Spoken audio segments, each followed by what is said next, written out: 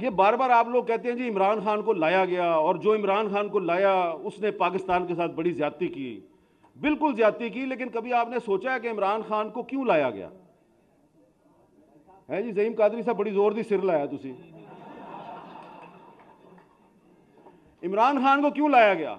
अब मैं आपके सामने एक सच्चाई जिसकी कोई तरदीद नहीं कर सकता वो मैं लेके आता हूं आपके सामने। इमरान खान को इसलिए लाया गया कि इसको लाना नहीं था। यह बात दुरुस्त है कि जनरल पाशा साहब जो है उन्होंने 2011 से काम शुरू किया था, लेकिन 2018 में इमरान खान को नहीं लाना था। 2018 के इलेक्शन से कुछ हफ्ते पहले एक मीटिंग थी। उस मीटिंग में थे जनरल कमर जवेद बाजवा साहब, उस वक्त के DGISI जनरल नवीद मुख्तार साहब, और उस वक्त के DGC जनरल फैज साहब। और उस मीटिंग में बुलाया गया पता किसको? शहबाज शरीफ साहब को। और शहबाज शरीफ साहब को बुला के ये कहा गया जी, पूछा गया ये बताएं जी कि अगर आप मुल्क के वज़ीर आज़म बन जाएं तो आपकी कैबिनेट में कौन कौन होगा?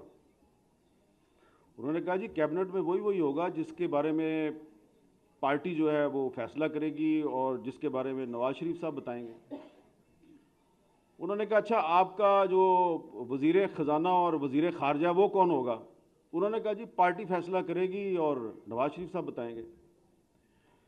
उन्होंने कहा अच्छा ये बताएं कि अगर हम आपको ये कहें कि आपने हर काम नवाज शरीफ से पूछ के नहीं करना तो ये कैसा रहेगा?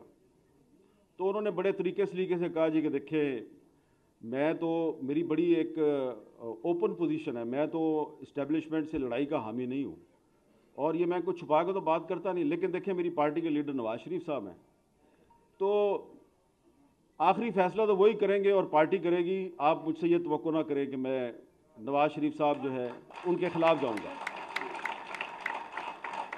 जनाब वो बड़ी लंबी मीटिंग थी और मीटिंग का अख्ताम जो है वो ये हुआ कि शहबाज शरीफ साहब ने उनको कह दिया जी कि अगर आप ये समझते हैं कि आप मुझे वज़ीर आज़म बनाएंगे और वज़ीर आज़म बनने के लिए मैं अपने भाई का साथ छोड़ दूंगा, तो ये मैं आपके साथ झूठ नहीं बोलूँगा, मैंने ऐसा नहीं करना। तो साद रफ़ीक साहब मैंने आपको 3 नाम बता दिए, कमर जवेद बाजवा साहब, नवीद मुख्तार साहब, जनरल फैज साहब। अब ये 3 तो पता नहीं आपको मिलेंगे नहीं मिलेंगे, आप इनसे पूछेंगे नहीं पूछेंगे। शहबाज शरीफ साहब तो आपको रोज ही मिलते हैं ना, उन्होंने पूछ लेना।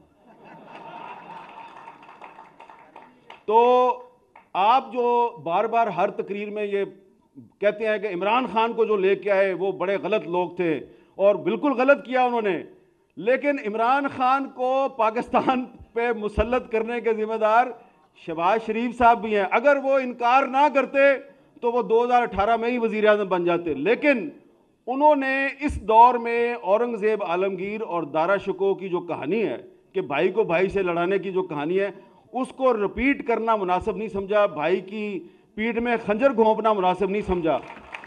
लिहाजा उनके उस अमल की वजह से बाजवा साहब मजबूर हुए कि इमरान खान को मुसल्लत किया जाए, और फिर उन्होंने मुसल्लत किया, और फिर उन्होंने गिन गिन कर शहबाज शरीफ साहब से भी और आपसे भी उन्होंने बदले लिए, और थोड़े से बदले उन्होंने ख्वाजा आसिफ साहब से भी लिए।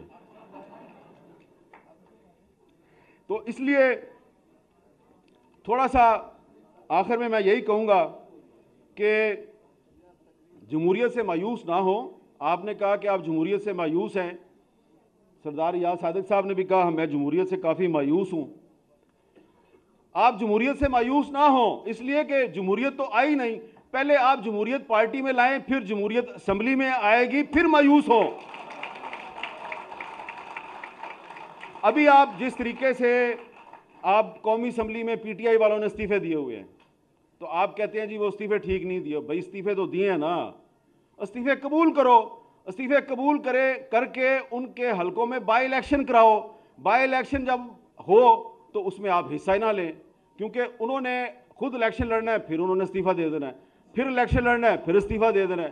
तो उनको इलेक्शन लड़ने दो, बार बार इस्तीफे देने दो, आप अपना काम किए जाएं, लेकिन आप गैर आईनी काम तो ना करें। मेरा ये ख्याल है, मेरी नाकस राय में, कि जो कौमी असम्बली से इस्तीफे दिए गए हैं उनको कबूल करना चाहिए, इस्तीफे कबूल ना करके आप अपनी कमजोरी दुनिया पर आश्कार कर रहे हैं।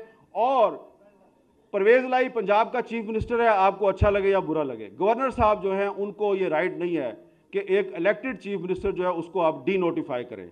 इसलिए अदालत ने उसको नोटिफिकेशन को कैंसिल कर दिया है। और परवेज लाई साहब को भी चाहिए कि अगर आपको गवर्नर ने कहा है कि आप एतमाद का वोट लें, तो भाईजान अगर आपके पास अक्सरियत है तो एतमाद का वोट लें, तो आप एतमाद का वोट नहीं लेते तो वो आपको डी नोटिफाई कर देते हैं। दोनों ही गलत काम कर रहे हैं आप।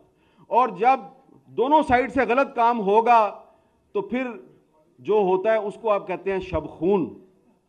तो उस शब खून में फिर आप भी तो बराबर के जिम्मेदार हैं ना। आप ये काम ना किया करें। आप पार्टी में जमहूरियत लाएं, सही लोगों को असम्बलियों में लेके आए, तो ये काम नहीं होगा कि फिर लोटों के पीछे फिरते हैं आप और लोटों को सीट दे देते हैं आप अपनी, और अपनी पार्टी के लॉयल कारकुनों को कहते हैं कि इन लोटों को वोट दो।